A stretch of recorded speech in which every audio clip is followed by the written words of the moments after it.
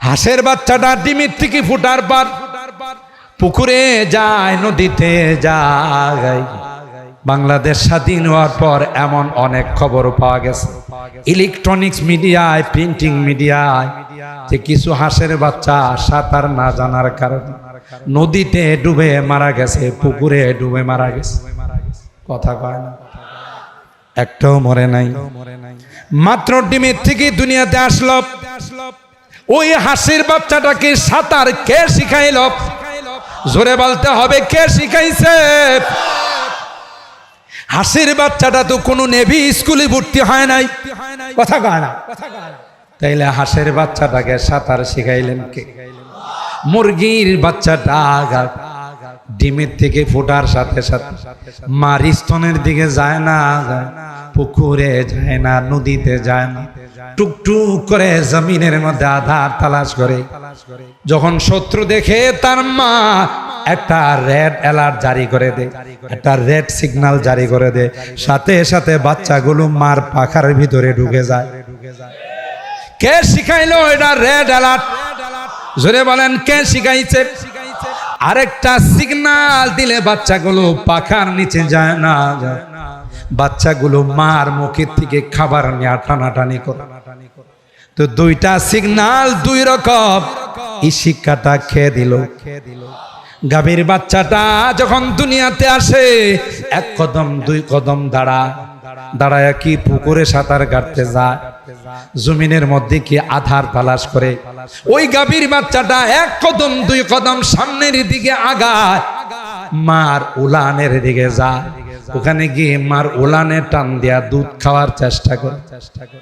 দুধ যখন ঠিক মতো সাপ্লাই পায় না, আরো কোনো পলিসি অবলম্বন করে না, সে তখন মাথা দিয়ে উলানের মধ্যে ধাক্কা দেয়। কে তাকে বলে দিল খাবার যদি ঠিক মতো সাপ্লাই না হয়, পলিসি অবলম্বন করতে হবে। তুমি যখন ধাক্কা দিবা তখনই তোমার মুখের মধ্যে দুধগুলো চলে আসবে। কে শিখাইছে? ক্বালা রাব্বুনাল্লাযী আতা কুল্লা শাইইন খালকাহু সুম্মা হাদা। আল্লাহ বলেন, হে গোলাম, তোমার বডির মধ্যে আমি আল্লাহ 360টা জয়েন্ট দিচ্ছি। আল্লাহু আকবার বলে। কয়টা জোড়া আছে? জোড়াগুলো না থাকলে মনে হয় ভালো হতো। জোড়াগুলো যদি না থাকতো সুজা বাঁশের মতো, কাঠের মতো দাঁড়িয়ে থাকতে হতো। হাত বাঁকা করতে পারতেন, মাথা বাঁকা করতে পারতেন, কাত হতে পারতেন না। আল্লাহ বলেন 360টা জয়েন্ট তোমার শরীরের মধ্যে আমি আল্লাহ দিয়েছি। এই জয়েন্টগুলোতে যদি ঠিক মতো ক্যালসিয়াম সাপ্লাই না হয়, তাহলে তোমার জয়েন্টগুলো অকেজ হয়ে যাবে। অর্থোপেডিক ডাক্তারের কাছে যদি তুমি যাও, হাত জোড়া বিশেষজ্ঞ ডাক্তারের কাছে যদি যাও, ডাক্তার সাহেব হাঁটুর মধ্যে ব্যথা করে, ডাক্তার সাহেব এক্সরে করে বলবে আপনার ক্যালসিয়াম শর্ট। কথা কয় না? আপনার হাত ব্যথা করে, ক্যালসিয়াম শর্ট। তাইলে কে আমাকে ক্যালসিয়াম সরবরাহ করে? আল্লাহ কয় তুমি যা খাও, তোমার বডির মধ্যে আমি আল্লাহ একটা মেশিন ফিট করে দিয়েছি। সুবহানাল্লাহ বলে। তোমার খাবারগুলো ওই মেশিনে যখন যায়, মেশিনে যাওয়ার পর কিছু অংশ তোমার গোশতের মধ্যে চলে যায়, ওখান থেকে কিছু অংশ তোমার ব্লাডের মধ্যে চলে যায়, ওখান থেকে কিছু অংশ তোমার ট্যাঙ্কির মধ্যে চলে যায়, আবার কিছু অংশ আমি আল্লাহ ওখান থেকে তোমার 360টা জয়েন্টের মধ্যে পাঠাই দিই। ইয়া সাহিবাল জামালি ইয়া সাইয়্যিদাল বাশার বিওয়াজহিকাল মুনিরি লাকাদ নাওয়ারাল কমর মুহাম্মাদুন বাশারুন লাইসা কাল বাশারি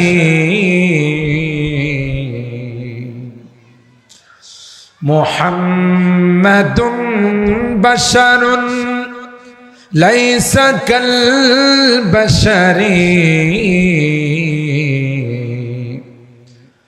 بل هو ياقوت والناس كالحجر اللهم صل وسلم دائما أبدا على حبيبك خير الخلق كلهم الحمد لله ثم الحمد বসিলা ঐতিহ্যবাহী ইসলামী জলসা ও তাফসীরুল কোরআন মাহফিলের উদ্যোগে আয়োজিত আজকের তাফসীরুল কোরআন মাহফিলে 19তম বার্ষিক তাফসীরুল কোরআন মাহফিলে সম্মানিত সভাপতি আলহাজ মোহাম্মদ শাহজাহান মিয়া, সভাপতি বসিলা বিং ব্যাপারে জামে মসজিদ, প্রধান অতিথি আলহাজ MS আহমদ আলী, সেক্রেটারি বসিলা বাইতুর রহমান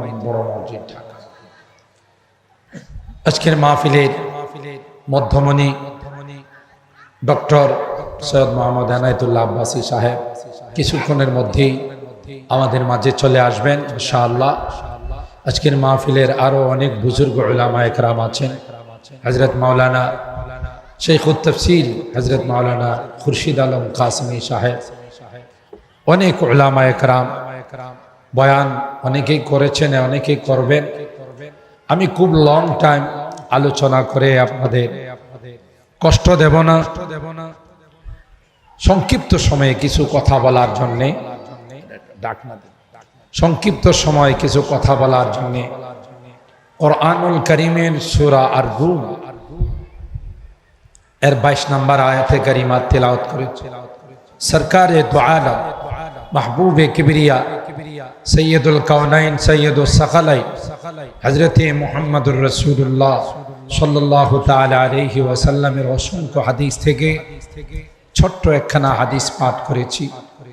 চেষ্টা করব অল্প সময়ের মধ্যেই কিছু কথা আপনাদের খেদমতে আরজ করার জন্য।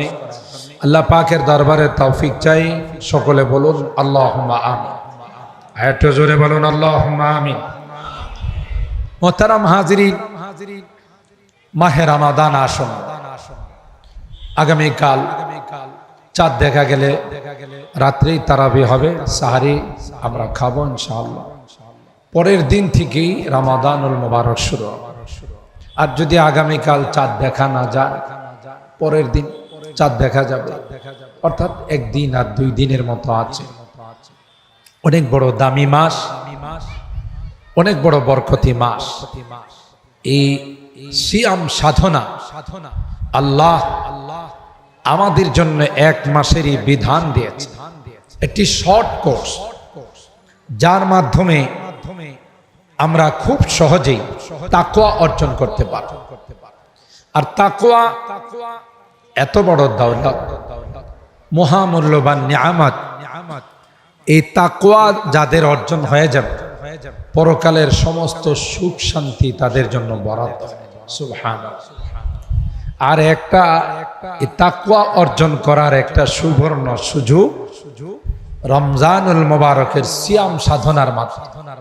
যেমন আল্লাহ তাআলা আয়াতে কারিমায় জানিয়ে দিয়েছেন, ইয়া আইয়ুহাল্লাযীনা আমানু কুতিবা আলাইকুমুস সিয়াম কামা কুতিবা আলাল্লাযীনা মিন ক্বাবলিকুম লাআল্লাকুম তাত্তাকুন।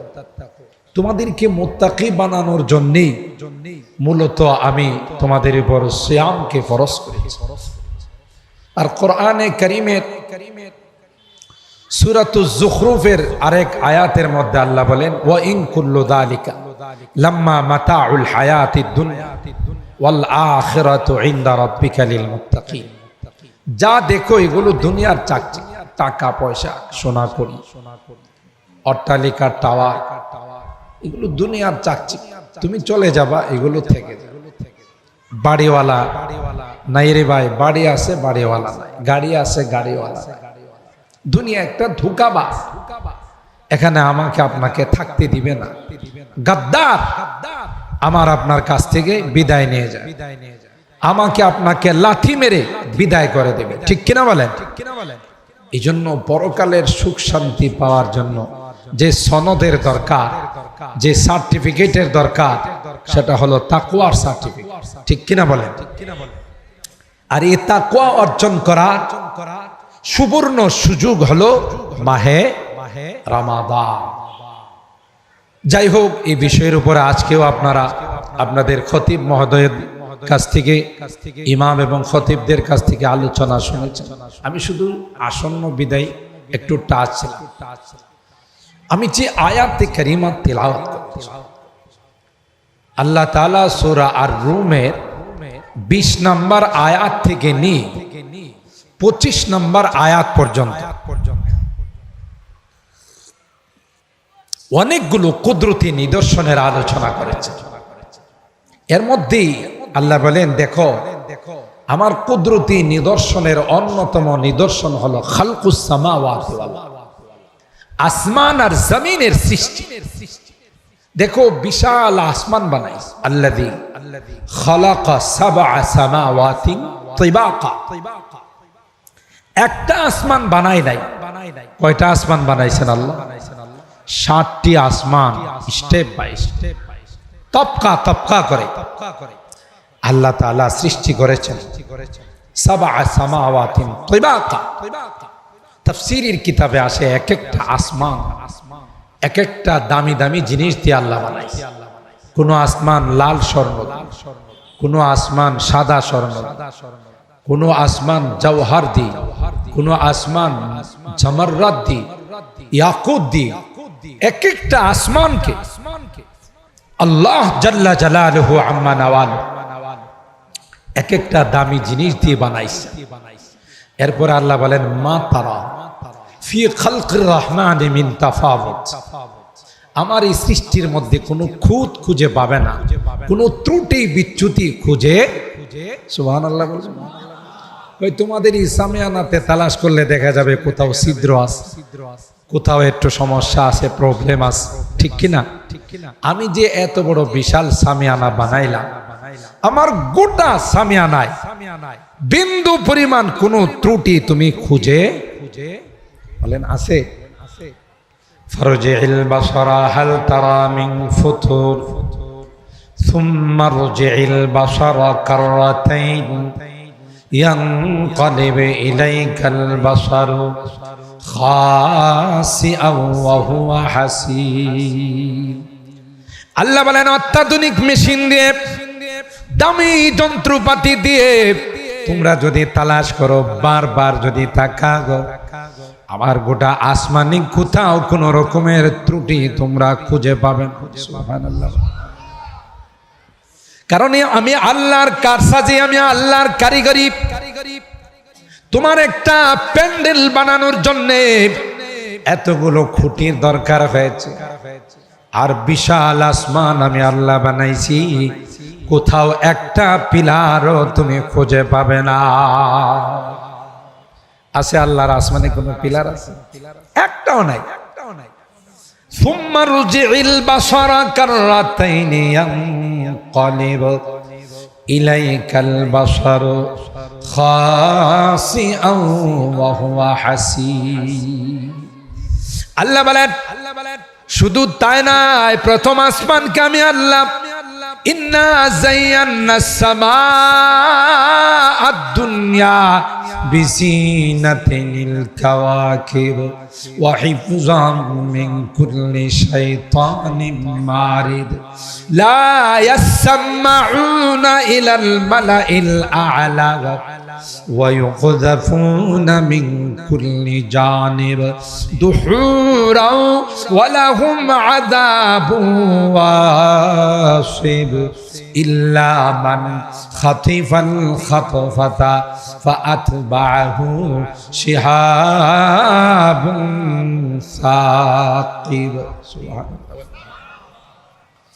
প্রথম আসমানকে আমি আল্লাহ তারকা রাজি দিয়ে সাজাইছি। তুমি যখন আসমানের দিকে তাকাও, মিট মিট করে কি সুন্দর মিষ্টি মিষ্টি আলো, জোরে বলেন ঠিক কিনা?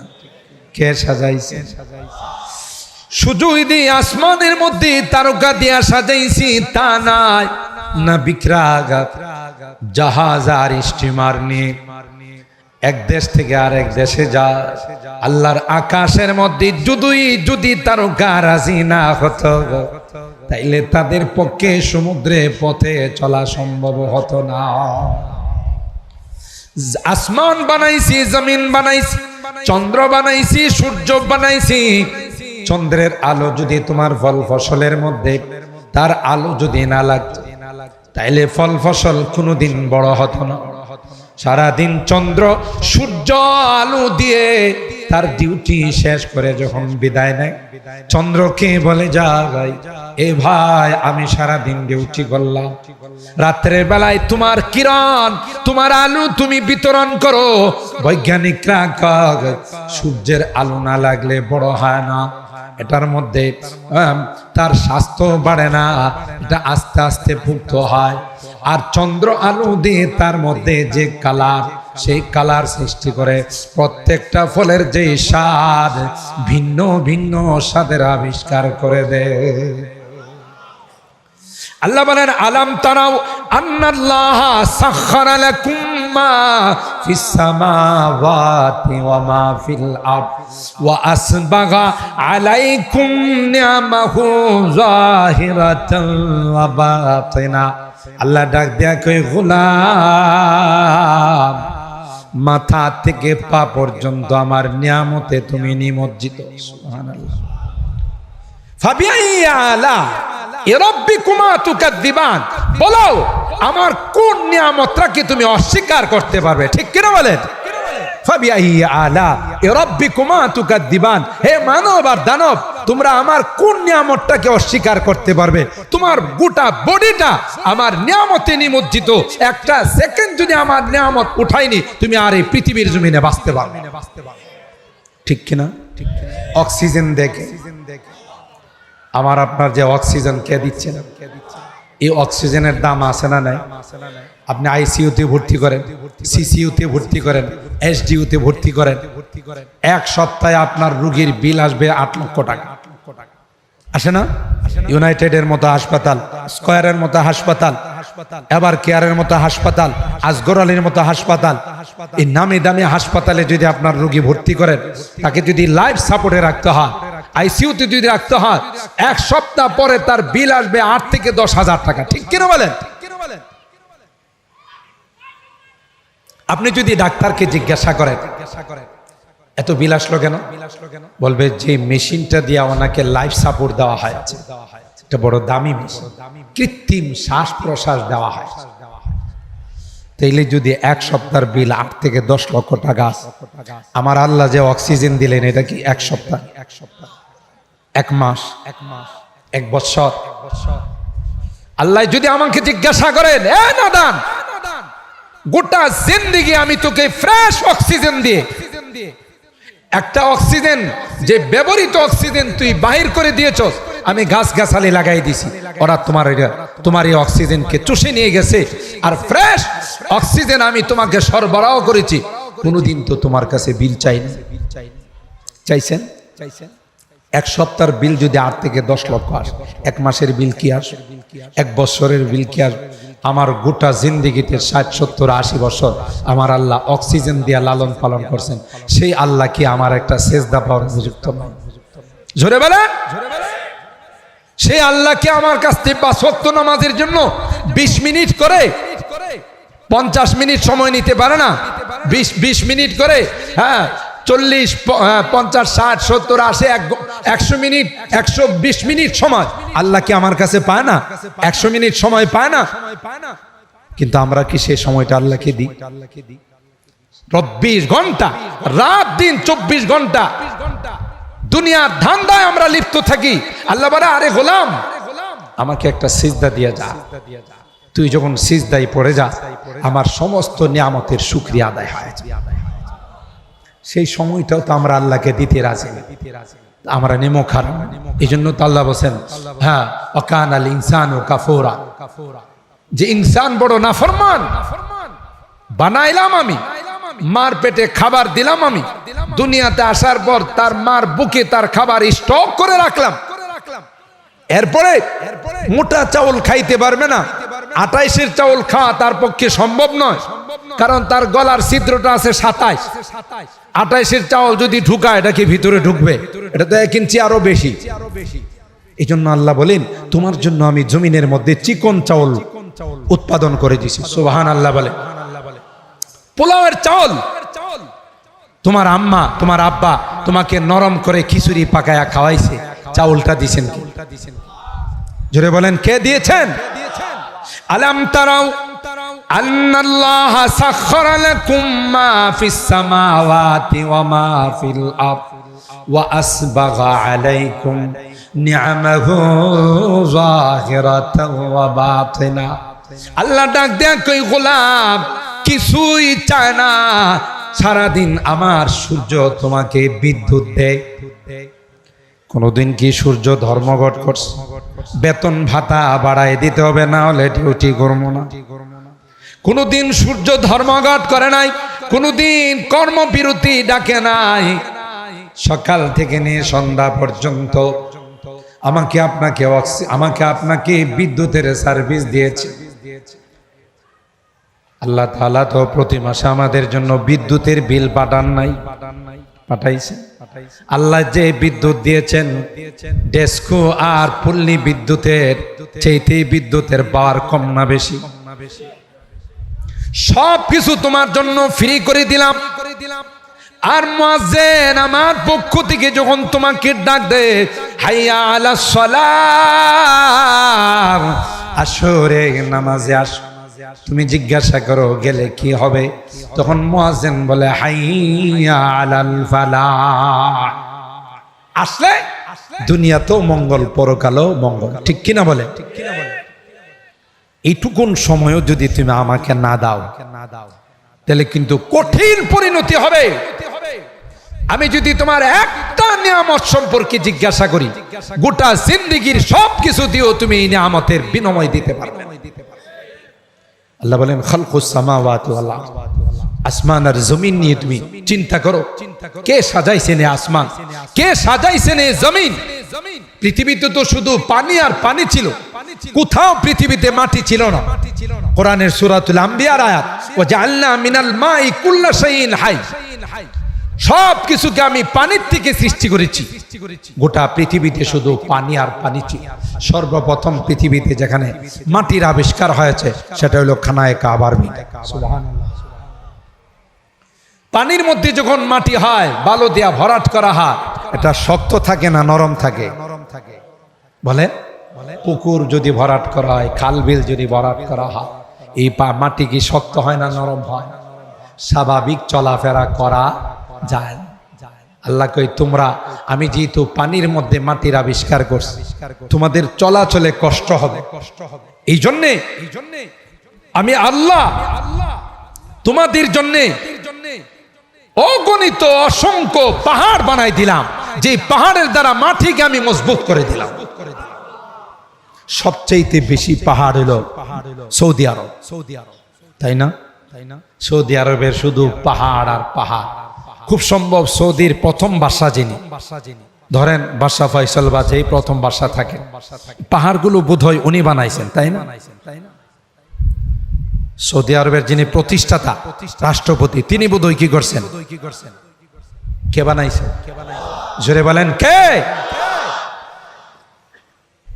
সূরা নাবার মধ্যে আল্লাহ বলেন আলাম নাজআলিল আরদা মিহাদা ওয়াল জিবালা আওতাদা ওয়া খালাকনাকুম আজওয়াজা وجعلنا نومكم سباتا وجعلنا الليل لباسا وجعلنا النهار معاشا।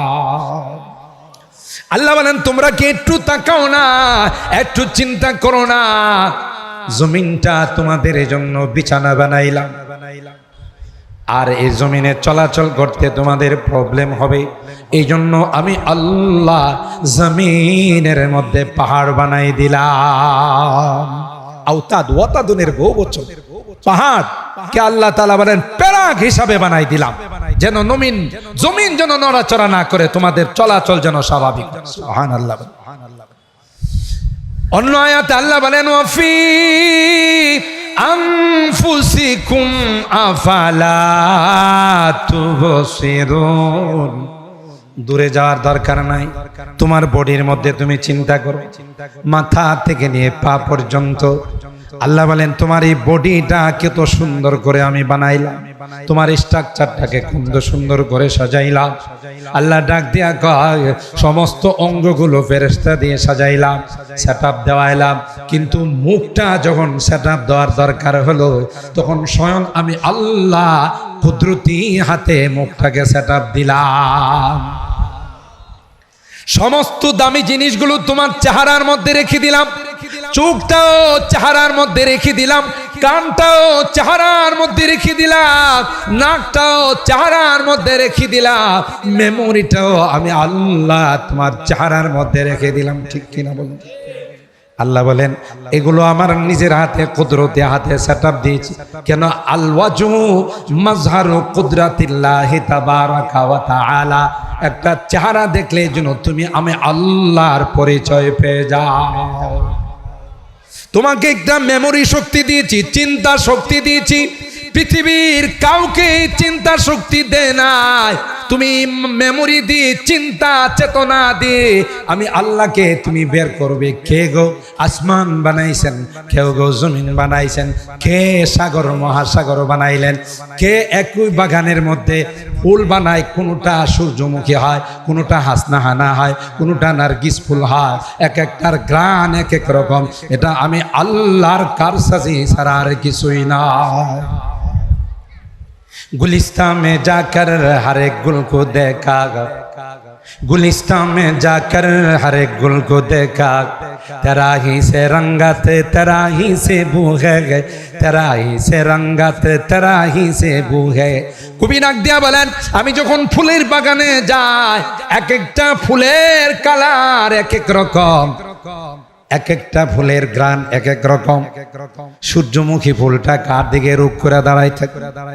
সূর্যের দিকে রূপ করে দাঁড়াই থাকে, তাই তো তার নাম দেওয়া হয়েছে সূর্যমুখী ফুল। বোধহয় সূর্যমুখী ফুলের বাগানের মালিক ফুলগুলোরে সকালবেলা এসে বলে যায় তোমরা কিন্তু সূর্যের দিকে রূপ করে দাঁড়াও, নাইলে কিন্তু তোমার নামের সাথে কাজের মিল হবে না।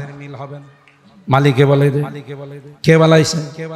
আল্লাহ ডাক দেয়া কয় এ সূর্যমুখী, এ সূর্যমুখী, তোমার নাম কিন্তু সূর্যমুখী সুজা, তুমি সূর্যের দিকে রূপ করে দাঁড়াই থাকো। সুবহানাল্লাহ বলে गुलिस्तान में जाकर हर एक गुल को देखा, तेरा ही से रंगते तेरा ही से बू है, रंगते तेरा ही से बू है।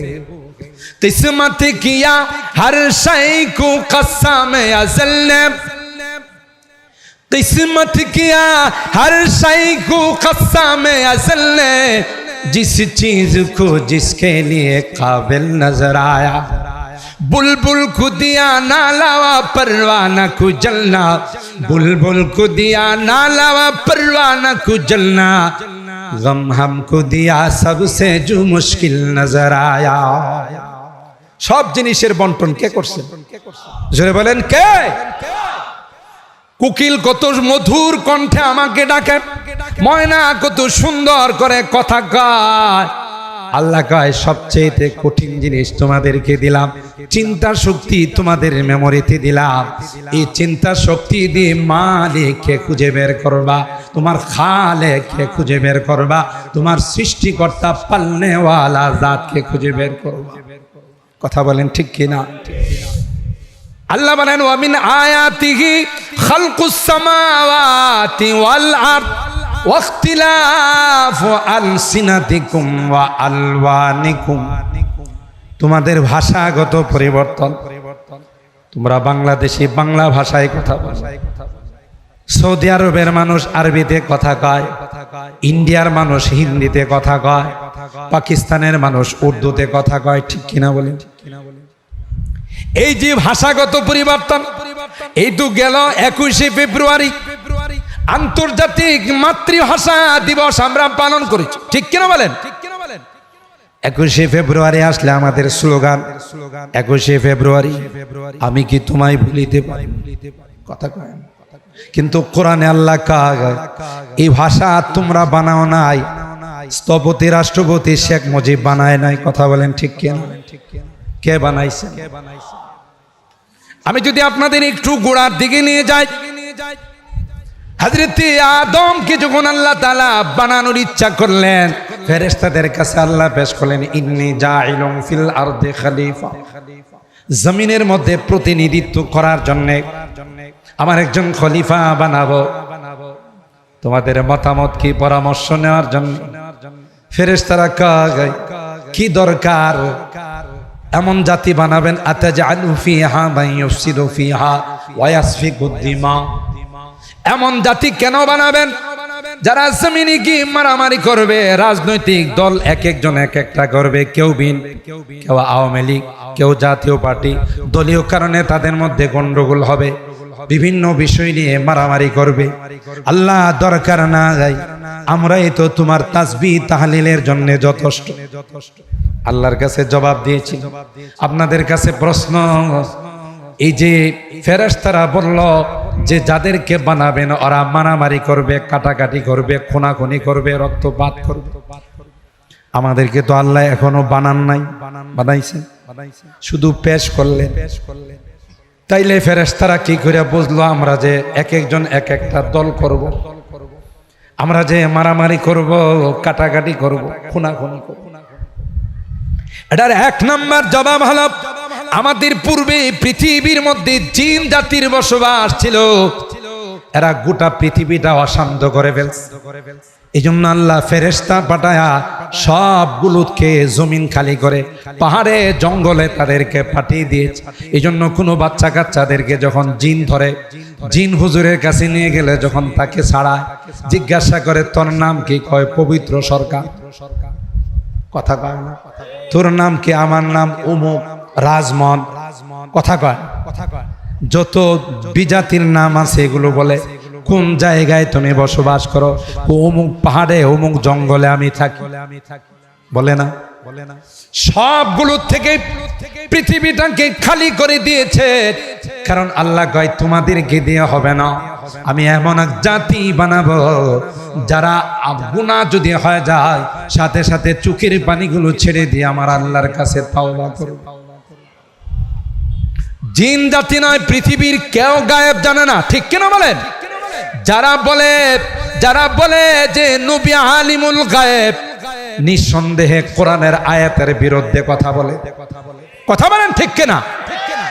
আলিমুল গায়বি ফালা ইউযহিরু আলা গায়বিহি আহাদা ইল্লা মান ইরতাদা মির রাসূলিন ফাইন্নাহু ইয়াসলুকু মিন বাইনি ইয়াদাইহি ওয়া মিন খালফিহি রাসাদা। অন্য আয়াতে আল্লাহ বলেন ওয়া ইনদাহু মাফাতিহুল গায়ব লা ইয়ালামুহা ইল্লা হু, গায়েবের চাবিকাঠি সব কার হাতে? আর জোরে বলেন। আকীদার কথা, আল্লাহর গুণ যদি কোনো মানুষকে, কোনো নবীকে দেওয়া হয়, ঈমান থাকবে না যাবে? জোরে বলেন। ঈমান থাকবে না, ঈমান চলে যাবে। আল্লাহ বলেন গায়েবের চাবিকাঠি আমার হাতে। হ্যাঁ, নবীদেরকে যেই পরিমাণ গায়েবের খবর আল্লাহ জানান সেই পরিমাণ জানেন, এর বাহিরে কিছু জানেন। কথা কি ঠিক না? ঠিক। আকীদা রাখতে হবে, বিশ্বাস করতে হবে। কেউ যদি এই গুণ, আল্লাহর গুণ মানুষকে দিয়ে দে, তার ঈমান থাকবে না, মুশরিক হয়ে যাবে, শিরিক হয়ে যাবে। তো গায়েব একমাত্র আল্লাহ জানেন, আর কেউ জানেন না। তো জিন জাতি এবং ফেরেশতারা গায়েব জানে না। কোরআনে কারীমের সূরাতুস সাবার মধ্যে আল্লাহ তাআলা একটা ঘটনা বর্ণনা করছে। সুলাইমান আলাইহিস সালাম বাইতুল মুকাদ্দাস যখন নির্মাণ শুরু করলেন, দেও দানব দিয়ে তিনি কাজ শুরু করছেন, কারণ সব তো ওনার কথা শুনতো, ঠিক কিনা বলেন? ওয়াহশিরা লিসুলাইমান লিজুনুদিহি মিনাল জিন্নি ওয়াল ইনসি ওয়াত তায়রি ফাহুম ইউজাউন। আল্লাহ কোরআনে বলেন সব তার কথা মানত।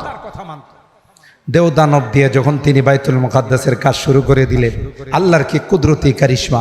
মসজিদের কাজ যখন মাঝ পর্যায়ে আসছে, সুলাইমান আলাইহিস সালামের হায়াত, সুবহানাল্লাহ, আজরাইল আলাইহিস সালামকে আল্লাহ পাঠাইলেন যে নবী সুলাইমানকে নিয়ে আসেন। সুলাইমান আলাইহিস সালামকে আয়েশা সালাম জানাইলেন যে আল্লাহ আপনাকে সালাম জানাইছেন। আমার তো কোনো আপত্তি নাই, আল্লাহ ডাক দিয়েছেন, আমি চলে যাব, কিন্তু আমি গেলে তো এই মসজিদ আর থাকবে না, দেওজাত যা বানাইছে ওইটাও ভেঙে ফেলে, তাহলে মসজিদের কি হবে? হযরত আজরাইল আলাইহিস সালাম আল্লাহর কাছে বলার পর আল্লাহ বলেন আমার নবী সুলাইমানকে বলেন পিছনে একটা লাঠি দিয়ে হেলান দিয়ে যেন দাঁড়াইছে। সুবহানাল্লাহ। বলেন সুজা মসজিদে আকসার দিকে রুখ করে তিনি দাঁড়িয়ে যাবে যতদিন পর্যন্ত মসজিদে আকসার নির্মাণ কাজ কমপ্লিট না হবে ততদিন তার লাশ মাটিতে পড়বে না। আপনাদের সুবহানাল্লাহ মনে হয়েছে যে রোজা রেখে আসছেন সবাই, জোরে সুবহানাল্লাহ কইলে কি আল্লাহ নারাজ হয়? আরো জোরে বলেন, বলেন আল্লাহু আকবার, আরো জোরে বলেন আল্লাহু আকবার। ইমানদার মুসলমানদের সবচেয়ে বড় হাতিয়ার আল্লাহু আকবার। এই আল্লাহু আকবারের ধ্বনি দিয়ে শাহজালাল ইয়ামানি গৌর গোবিন্দের রাজপ্রাসাদকে তছনছ করে দিয়েছে। কথা ঠিক কিনা? আজকে আমাদের এই আওয়াজ হয়ে গেছে ছোট, যে কারণে কাফের মুশরিকরা বিজাতিরা ভয় পায়, ঠিক কিনা বলেন? জুয়া দিয়ে ফারাসে উঠি গোজি হ্যাঁ ওহি তাকবীরিহা, তাকবীরের আওয়াজ বিজাতিদের কলবের মধ্যে আঘাত করে, ঠিক কিনা বলেন? সর্বপ্রথম এই তাকবীরের আওয়াজ দিয়েছিল আসহাবে কাহাফের 7 জন যুবক। জালেম বাদশা মুশরিক বাদশা যখন দেশে আইন করে দিয়েছিল শিরকি আইন, সর্বপ্রথম বাদশার সামনে আঙ্গুল উঁচা করে যারা নারায়ে তাকবীরের আওয়াজ দিয়েছিল, আল্লাহু আকবারের আওয়াজ দিয়েছিল, এরা আর কেউ নয়, এরা আসহাবে কাহাফের 7 জন যুবক। সুবহানাল্লাহ। তাদের সাথে পারা নাই, আল্লাহ তাদের দায়িত্ব নিয়েছে, তাদের গায়ে টাচ করতে পারা নাই, ঠিক কিনা বলেন? আমাদের কাছ থেকে আজকে এই আওয়াজ বিদায় হয়। মুসলমান যখন আবার এই আওয়াজকে প্রতিধ্বনিত করবে, এই আওয়াজ দিয়ে আকাশ বাতাস যখন প্রকম্পিত করবে, ঠিক কাফের মুশরিকরা আবার মুসলমানদের নাম শুনলেই ভয় পাবে। কথা বলেন ঠিক কিনা? জুয়া দিয়ে ফারাসে উঠি গোজি হ্যাঁ ওহি তাকবীরিহা, हंसती के सनम खानों के लिए, हंसती के सनम खानों के लिए होता है हरम तामीरिहा, इल्म हुनर का गहवारा तारीख का वो से पारा है, हर निहाय के सोना है, हर शर्व यहाँ मीनारा है। अल्लाह अकबर। हजरत सुलाइमान अलैहिस सालाम के अल्लाह बोलेन আপনি সুজা মসজিদের দিকে রুখ করে দাঁড়ায় থাকেন, যেদিন মসজিদের কাজ কমপ্লিট হবে সেদিন আপনার লাঠিও পড়ে যাবে, আপনার লাশও পড়ে যাবে। সুবহানাল্লাহ। আর এই লাঠির গোড়াতে আল্লাহ একদল সৈনিক লাগাই দিয়েছে, যেই সৈনিকের নাম হলো উই পোকা। কাঠ খায়, বাঁশ খায়, এক রকমের পোকা আছে না? আল্লাহ এদেরকে বলে দিয়েছে সাবধান, বেশি খাবে না কিন্তু, তাইলে মসজিদের কাম শেষ হওয়ার আগেই লাঠি পড়ে যাবে। আবার একবারে কম খাবে না যে কাজও শেষ হয়ে গেছে এখনো লাঠি পড়ে না, আমি যেই পরিমাণ খাইতে বলছি সেই পরিমাণ খাবে, কমও না বেশি। এই পোকাগুলো মনে হয় বুয়েটের ছাত্র ছিল, রুয়েটের ছাত্র ছিল, টেকনিক্যাল কলেজের ছাত্র ছিল। কার কলেজের ছাত্র? জোরে বলেন কার? আল্লাহ বলেন ক্বালা ফামান রাব্বুকা ইয়া মূসা।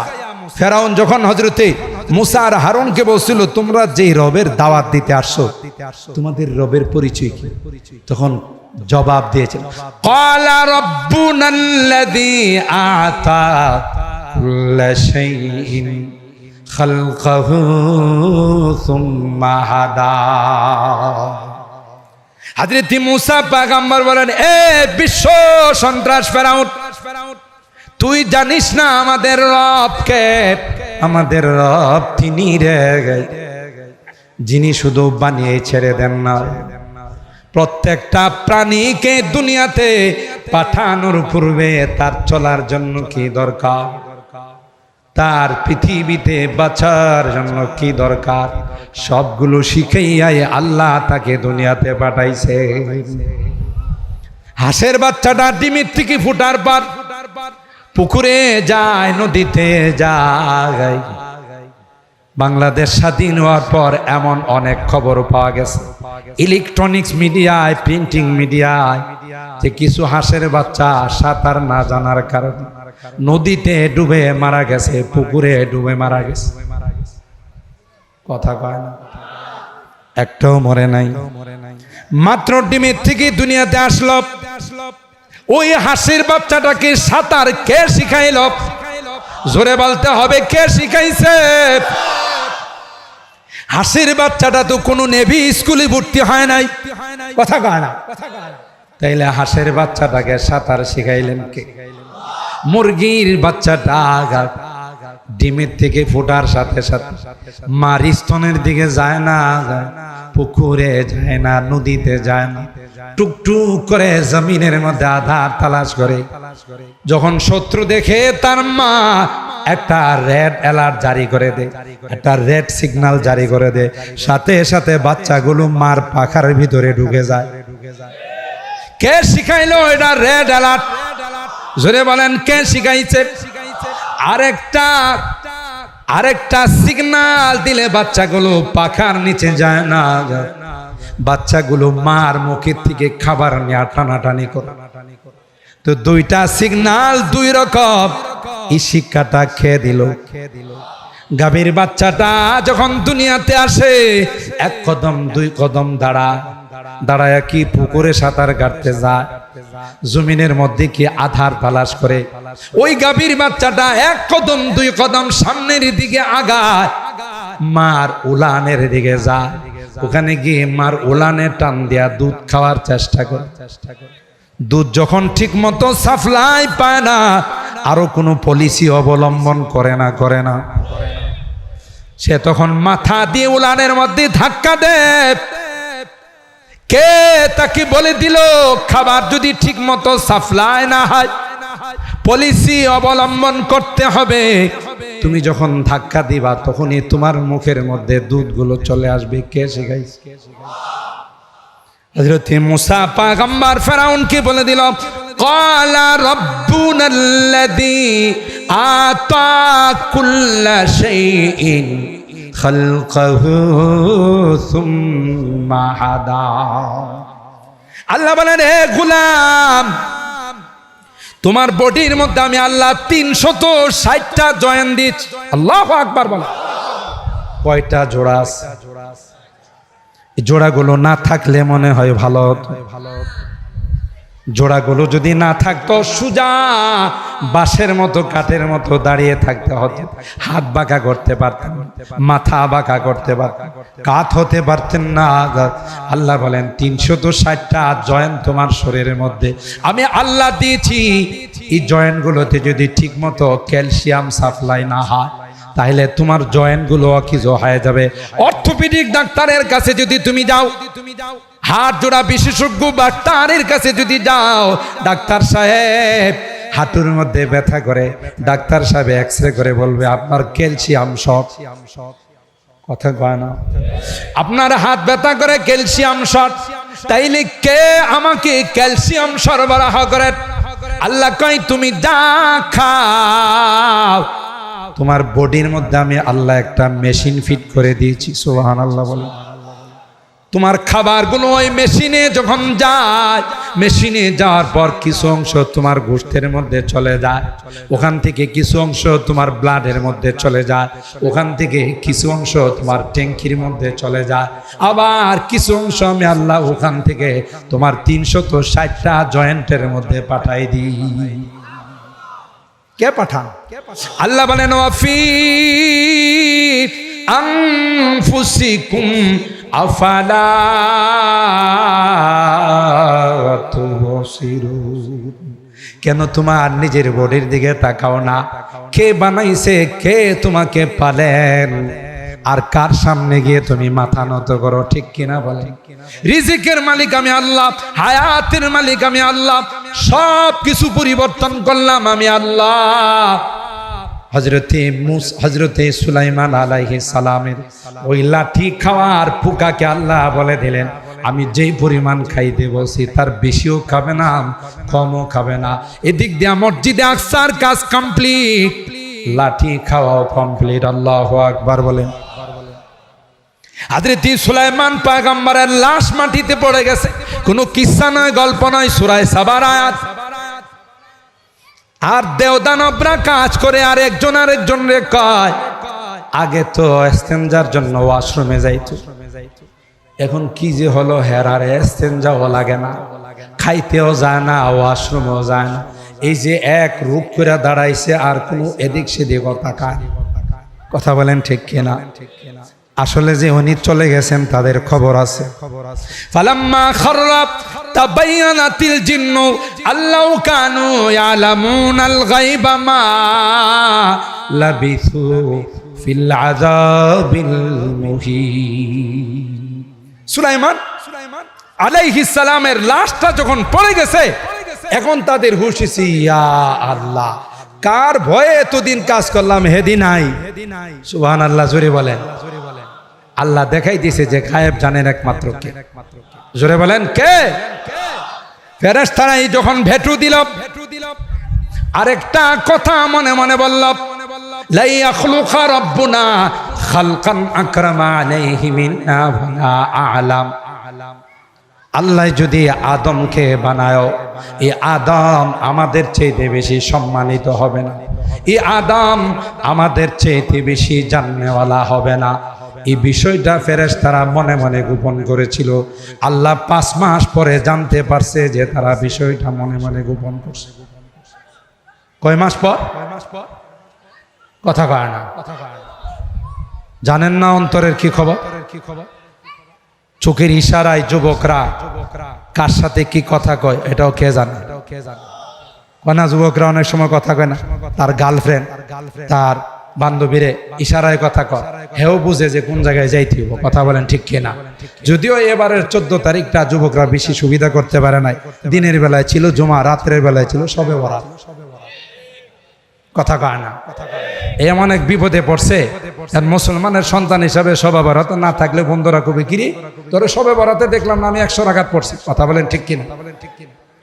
এই বিপদে পড়া ওই কাম আর করতে পারে নাই। ভালোবাসা দিবস পালন, এটা বেজাতীয় কালচার, মুসলিম কালচার নয়। মুসলমানদের ঈমান আকীদা চরিত্র নষ্ট করার জন্য বিজাতিরা এই ভ্যালেন্টাইন ডে আবিষ্কার করেছে। ঠিক কিনা বলে?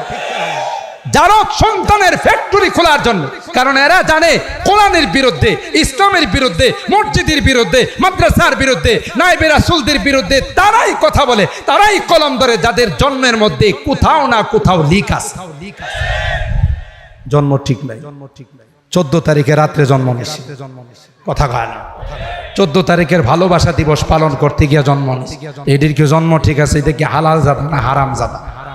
ইসলাম নিয়ে যারা কথা বলে, কোরআন নিয়ে যারা কথা বলে, নবীর আখলাক আর চরিত্র নিয়ে যারা কথা বলে, আল্লাহর কসম এগুলো হারামজাদা, জারজ সন্তান, কোনো বৈধ সন্তান কোরআনের বিরুদ্ধে কথা বলতে পারে না।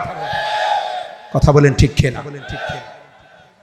তাইলে এই যে অবস্থা, সেই অবস্থাটা মুসলমানদের যুবকদের চরিত্র নষ্ট করার জন্য, ঈমান নষ্ট করার জন্য, চোখের ইশারায় কি বলে, মনে মনে কি জল্পনা কল্পনা করে, এটা কি আল্লাহ জানেন না জানেন? জোরে বলে। সব কিছু আল্লাহ জানে। ফেরেশতারা যে মনে মনে কথা গোপন করছে, এটাও আল্লাহ জানেন না জানেন? আল্লাহ কই ঠিক আছে, প্র্যাকটিক্যালি জবাব, বাস্তবে জবাব। একটা তো কইছে যে এরা মারামারি করব, আল্লাহ এটার জবাব দিয়েছেন ইন্নী আলামু মা লা তাআলাম, আমি যা জানি তোরা তা জানিস না, বেশি কথা বলবি। আর ওইটার জবাব দিছে, সংক্ষেপে বলতেছি, ওই আয়াতের শুধু তাফসীরের জবাব। আল্লাহ পাক ফেরেশতা সহ সমস্ত ফেরেশতাদেরকে রেখে আদম একজন মাটির তৈরি আদমকে রেখে আল্লাহ ক্লাস নিলেন, সমস্ত বস্তুর নাম শিখাইলেন কোরআনের সূরা বাকারার মধ্যে। ওয়া আল্লামা আদামাল আসমাআ কুল্লাহা সুম্মা আরাদাহুম আলাল মালায়েকা ফাকালা আম্বিউনি বিআসমাই হাউলাই ইন কুনতুম সাদিকিন। সমস্ত বস্তুর নাম শিখায়া আল্লাহ ফেরেশতাদেরকে বললেন, নামগুলো তো এইমাত্র তোমাদেরকে পাঠদান করলাম, আমি পড়াইলাম, বলো তো দেখি, তোমরা তো বলছিলা তোমাদের চেয়ে বেশি জাননেওয়ালা কেউ নাই, এবার প্রমাণ দাও। এই কথা বলার পর এরা এখন হাত জোড়াত করে সারেন্ডার।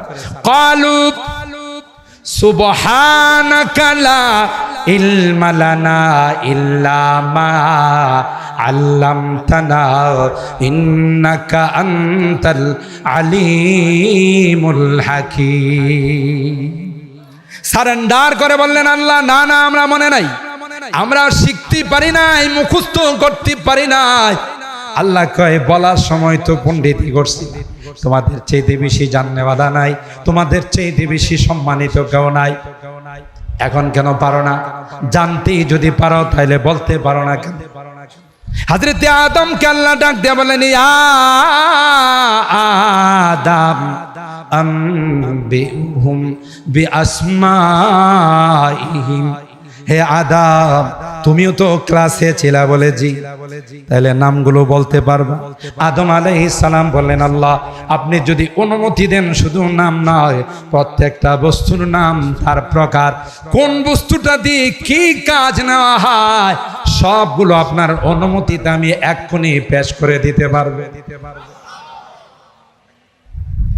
হযরতে আদম পৃথিবীর যত বস্তু আছে সবগুলোর নাম, তার প্রকার এবং কোনটা দিয়ে কি কাজ করা হয়, কখনো আরবিতে কয়, কখনো ইংরেজিতে কয়, কখনো ফার্সিতে কয়, কখনো উর্দুতে কয়, কখনো হিন্দিতে কয়, কখনো বাংলাতে কয়।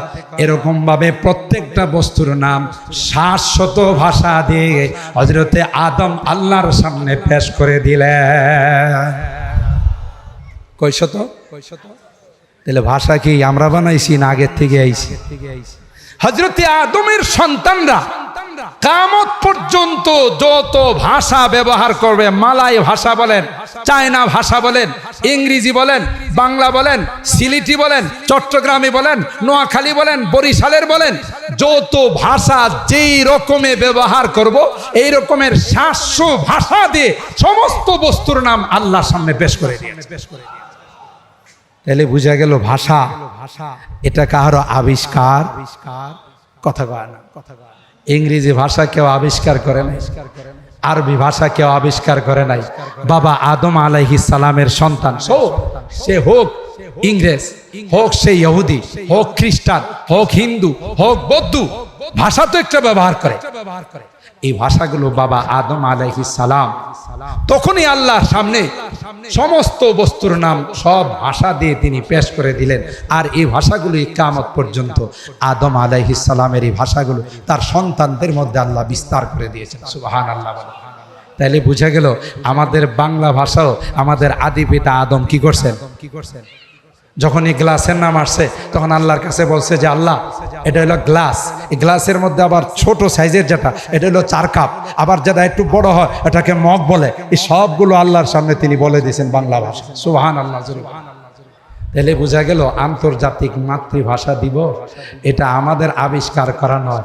মাতৃভাষা কার কোনটা হবে, আল্লাহ আদমকে সৃষ্টি করার সাথে সাথে আদমের মধ্যে সব ভাষা আল্লাহ দিয়েছেন। আল্লাহ বলেন তোমাদের ভাষার পরিবর্তন, তোমাদের রঙের পরিবর্তন, এই সবগুলো আমি আল্লাহর কুদরতি নিদর্শন। সুবহানাল্লাহ। ইন্না ফি যালিকা লাআয়াতিল লিল আলিমিন। যারা জাননেওয়ালা, বুদ্ধিমান, যাদের বিচক্ষণতা আসে, যাদের মধ্যে আমি আল্লাহ চিন্তা চেতনা দিয়েছি, শক্তি দিয়েছি, তারা এগুলো নিয়ে চিন্তা করে গবেষণা করে যে আল্লাহ, আমার আল্লাহ কত বড় মহান, আমার আল্লাহ কি না পারেন, সর্বময় ক্ষমতার মালিক। সুতরাং সেই আল্লাহর কুদরতি পায়ে সিজদায় পড়ে যায়। সে আল্লাহর হুকুম বাস্তবায়ন করার জন্য যত ঘন্টায় উপবাস থাকতে হয়, পানাহার থেকে বিরত থাকতে হয়, তত ঘন্টা রোজা রাখার জন্য, সিয়াম সাধনা করার জন্য প্রস্তুত হয়ে যায়। ঠিক কিনা বলেন? কারণ হুকুমটা কার? আল্লাহ। সম্মানিত সুধী, আজকের এই মাহফিল আলহামদুলিল্লাহ রমজানের আগের দিন বলা যায় তাফসীরুল কোরআন মাহফিল, একটি বরকতময় মাস আমাদের সামনে আসে, যেই মাসের জন্য আমরা রজব মাস থেকে দোয়া করা শুরু করছি। হে আল্লাহ, আল্লাহুম্মা বাফি রাজাবা ওয়া শাবান ওয়া বাল্লিগনা রমাদান, রমাদান পর্যন্ত আল্লাহ আমাদেরকে পৌঁছে দেন। আমরা আশাবাদী আমাদের বেলায় হয়তো আল্লাহ এই দোয়া কবুল করে নিয়েছেন, আলহামদুলিল্লাহ। এখন এই রমাদান আসলে আমাদের কদর করার দরকার আছে না? রোজা রাইখা না রাইখা, হোটেলের মধ্যে যে লাল কাপড় ঝোলায়, কালো কাপড় দিয়ে ঝোলায়, ওখানে ভিতরে যদি কেউ খায় তাহলে তো তার রোজা নষ্ট হয় না। কথা কয় এরকমের যুবক তো অন্তত বসিলাতে নাই, যারা পর্দার ভিতরে ঢুকিয়া খায়, লাল পর্দা কালা পর্দার। কারণ এদের ধারণা হলো লাল পর্দার কালা পর্দার ভিতরে ঢুকলে পৃথিবীর কেউ তো দেখে না, আল্লাহও দেখে না। আর এতটা বাটফার আর সিটার, ওখানে পেট ভরে খায়া যখন হোটেল থেকে বের হয় টিস্যু দিয়ে এমন ভাবে মুখ মুছে মনে হয় যে আমরা রোজা রাখছি কিসের একদিন দুই দিনে, 2 বছর যাবত রোজা। এরকমের বাটফারা আছে না নাই? বয়স তার 30-35, স্বাস্থ্যটা নষ্ট হয়ে যাবে ওই জন্য রোজা রাখেন। অথচ পৃথিবীর এখনকার ডাক্তাররা বলে, আর আমার নবী রুহানি ডাক্তার 1500 বছর আগে বলে গেছেন, সুমু তাসিহু, রোজা রাখো তুমি সুস্থ থাকো। ঠিক কিনা বলেন? আমার নবীর কথা এখন বাস্তবায়ন হয়ে গেল। এখনকার বড় বড় ডাক্তার, FCPS FRCS করা ডাক্তাররা বলেন, যারা বেশি বেশি ফাস্টিং করে, যারা বেশি বেশি সিয়াম সাধনা করে, তারাই সবচাইতে বেশি সুস্থ থাকে। তো রোজা রাখলে কি স্বাস্থ্য নষ্ট হয় না, ভালো হয়? তো যারা রাখে না, আমি আবার বলি যে এত কিছু বলার পরেও, এত কিছু জানানোর পরেও যারা রোজা রাখে না, তাদের দরকার আছে রোজা রাইখা তো স্বাস্থ্য নষ্ট করে লাভ নাই, স্বাস্থ্য কিছু বানানোর দরকার। কারণ কবরে রাখার পর সাপ বিচ্ছু কামড়ায় যদি মজাই না পায়, কারণ কামড় দিয়ে যদি দেখছে ঠুস করে হাড্ডির মধ্যে কামড় পড়ছে, তাইলে কি ওরা মজা পাইব? কামড়টা দিয়ে যদি গোশতের মধ্যে ফেলাইতে পারে, তাইলে সাপ বিচ্ছু খায় মজা পাইব যে না একটা মাল পাইছি। কথা কয়? তাইলে তোমরা যদি মনে করো যে সাপ বিচ্ছুরে আরাম দিবা, তাইলে যুবক তোমার রোজা রাখার দরকার নাই। আর যদি বলো যে জান্নাতের দরকার, তাইলে অবশ্যই রোজা রাখতে হবে। ঠিক কিনা বলেন? আর এলাকাবাসীকে বলে যায়, যে এলাকায় যে হোটেল রেস্তোরাঁ খোলা থাকবে তাকে ভালো করে বুঝাবেন যে রমজান মাস, রমজান মাসের বেইজ্জতি আমরা করতে চাই না, রমজানকে অপমান করতে চাই না। আল্লাহর রাস্তে তোমার হোটেল বন্ধ করো। যদি সহজে সুন্দর কথায় বন্ধ না করে, তাকে বল প্রয়োগ করে হোটেল বন্ধ রাখতে হবে। কথা বলেন ঠিক কিনা? ব্যবসায়ী ভাইদেরকে অনুরোধ করে বলি, আমাদের একটা প্রবণতা, যখন এই মুসলমানদের কোনো বিশেষ কালচার চলে আসে, ধর্মীয় কোনো অনুষ্ঠান চলে আসে, আমাদের এতটাই মন মস্তিষ্ক খারাপ, জিনিসের দাম ডাবল আমরা বাড়াই। অথচ বিজাতিরা তাদের ধর্মীয় কোনো অনুষ্ঠান আসলে প্রত্যেকটা জিনিসের দাম অর্ধেকে নামায়। আল্লাহর রাস্তে কাজ করবেন না, আপনি 5 টাকা 10 টাকা লাভ করেন, আপত্তি নাই, যেহেতু ব্যবসা করতেছেন। কিন্তু অন্যদের থেকে 5টা টাকা কম রাখেন এই নিয়তে যে আমার এই ছোলা বুট, আমার এই খেজুর, আমার এই জিনিসগুলো দিয়ে রোজাদার ইফতার করবে, রোজাদার সাহারি খাবে। আমি এই নিয়তে 10 টাকা কমাই দিলাম, 5 টাকা কমাই দিলাম, আল্লাহর কসম ব্যবসাও হবে। আর রোজাদার রোজা রাখার যেই সওয়াব পাইলো, আপনার আমলের সেই পরিমাণ সওয়াব আল্লাহ দান। জোরে বলেন ঠিক কিনা? মুহতারাম হাজিরিন, আমি আর আমার আলোচনা দীর্ঘায়িত করব না। আমার আলোচনার আমি এখানে ইতি টানবো।